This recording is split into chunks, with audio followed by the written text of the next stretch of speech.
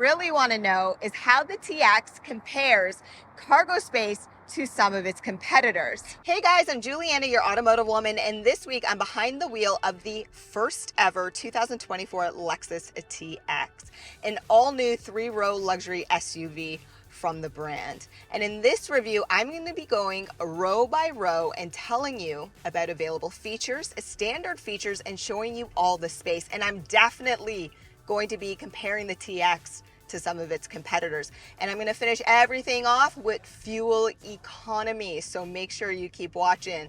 Now, subscribe because this review starts right now.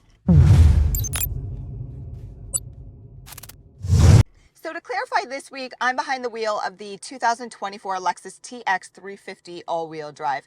US buyers, you have the option of a front-wheel drive as well, and there's a difference of about $1,600 in price.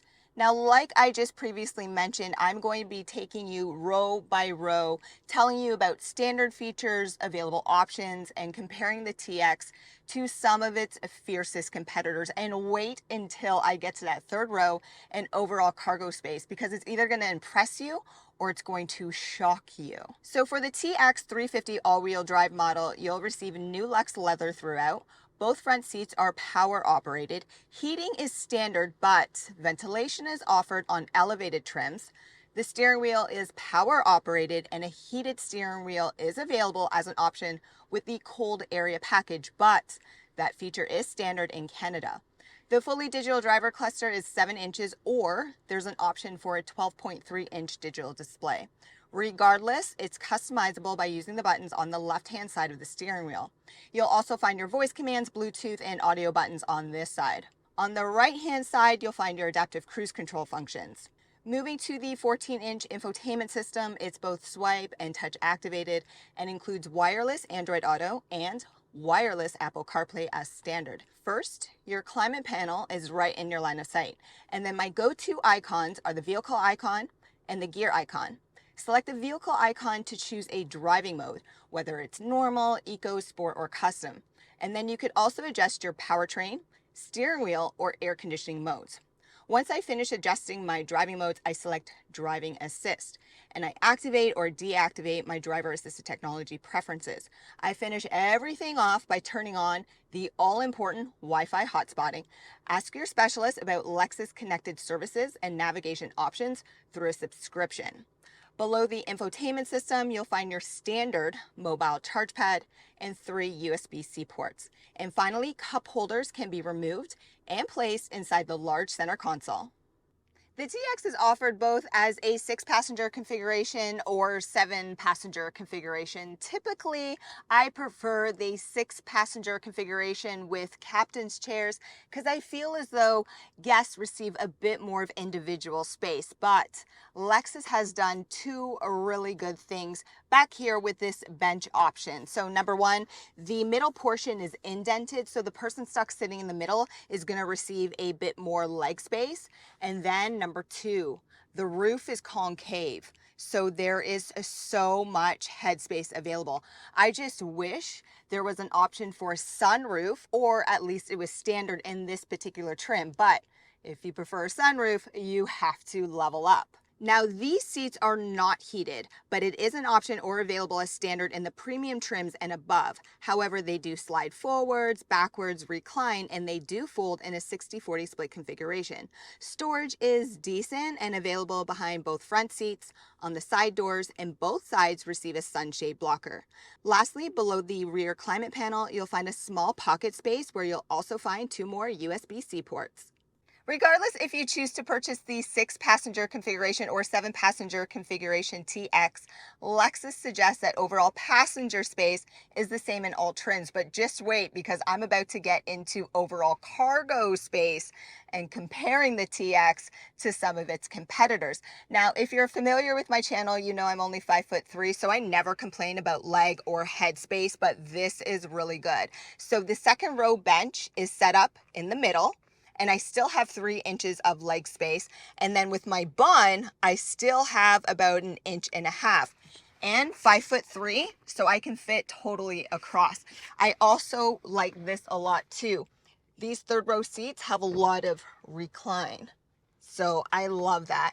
Also, third row guests will receive one cup holder on each side, small spaces for snacks, even a small space for mobile devices, and one USB-C port on each side. And getting in and out is easy. Just use the button located up here. Whether you choose to purchase the standard engine, which is the 2.4-liter turbo, or if you choose to purchase the turbo hybrid powertrain, your TX will be able to tow up to 5,000 pounds. It will also come equipped with a standard power liftgate. A motion-activated liftgate is also available on upper trims. This is also adjustable in height. Just hold it at your desired position, hold this button, wait for the beeps, and it will automatically set for you. Now, what you really want to know is how the TX compares cargo space to some of its competitors. So with the seats folded, the TX offers up to 97 cubic feet of space. With the second and third row seats folded, you receive 57 cubic feet of space, and behind the third row, you receive 20.2 cubic feet of space. When comparing max cargo space between the Acura MDX and the TX wins by 2 cubic feet. But when comparing the max cargo space between the Infiniti QX60, Mazda CX-90, and the Lexus TX, the TX wins easily by offering 21.8 cubic feet of space more. Cargo space aside, to put the second row seats back up in your TX, you'll need to walk around the side. To put the third row seats up, just pull the strap, set your preferred recline, and readjust the headrest. FYI, power lift and lower seats are offered in premium trims and above. Other features include a 12-volt port on the left side. A traditional 3-prong outlet is optional in the top trim. A cargo cover is easily secured under the trunk floor, where you'll also find a temporary spare tire. When it comes to driver-assisted technology, Lexus definitely did not hold back with the TX. You're going to receive the full suite of Lexus Safety Systems 3.0 Plus. So you're going to receive the popular features and the ones you really want. So you have your pedestrian detection with light braking. You have adaptive cruise control with steering assist, lane keep assist. Blind spot monitoring is going to be your best friend in this vehicle. You also have great rear camera resolution. You receive even more. I'm just mentioning some of the more popular features. If you want to level up, well, look into that technology package, because then you receive even more video assistance. And, okay, there's the option to have a digital rear view mirror. So again, it's going to be beneficial, and you should strongly consider it for this particular vehicle because it is so large. Now, when it comes to fuel efficiency for the week, I was able to average 20 miles per gallon, which is a little bit better than what Lexus estimates, and that is combining both urban streets and highway driving. And I was able to achieve that. Like, that's really good by using eco mode. So make sure you have to go through your infotainment system and activate it too, and then it will actually stay in whichever mode you prefer. So that's great too.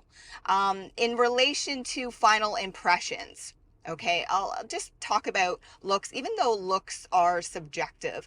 So I like the new unified front grille look. It's supposed to be more aerodynamic, and Lexus does do a great job with their aerodynamics.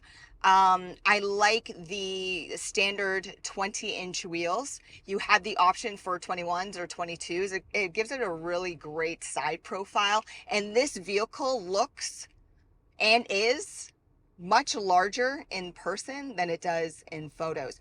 But your best friend when it comes to driving is going to be that blind spot monitoring, because you have a huge blind spot out that C-pillar. So be aware of that. And that's usually consistent with 3-row vehicles, especially when you have your bench seat, or even if you have captain's chair set up in the middle, you're going to have a blind spot. The drive on the highway on and off ramps, it is a larger vehicle. You definitely feel higher up, so you have a little bit of body roll. That's expected. Again, you know, larger SUV, but it's easy to drive. It's very comfortable, and you've heard and you've seen now all the space. So all the space, really impressive. But I will say this about the engine. So the standard engine is a 2.4 liter turbo 4-cylinder with an electronically supported 8-speed automatic transmission. This is producing 275 horsepower and has 317 pound-feet of torque. If you are just going out for drives with the family, if you're getting around town, this is going to be fine for you, this engine, you know, if you're putting stuff on top or filling up the cabin. If you lead a busier lifestyle, I would strongly consider the self-charging hybrid engine or the plug-in hybrid that's going to be released later in 2024, because it will give you more power, more torque, and it will help with towing a trailer. Okay, so keep that in mind. This engine is fine, it does a good job, but if you're like me and you have a busy lifestyle, I would definitely consider that hybrid engine. But if you need some more information, don't forget to look down in the description below. I provide you with a lot of links, a lot of details, and I do a lot of comparisons for you. And while you're down there, guys, make sure you subscribe, and thanks for watching.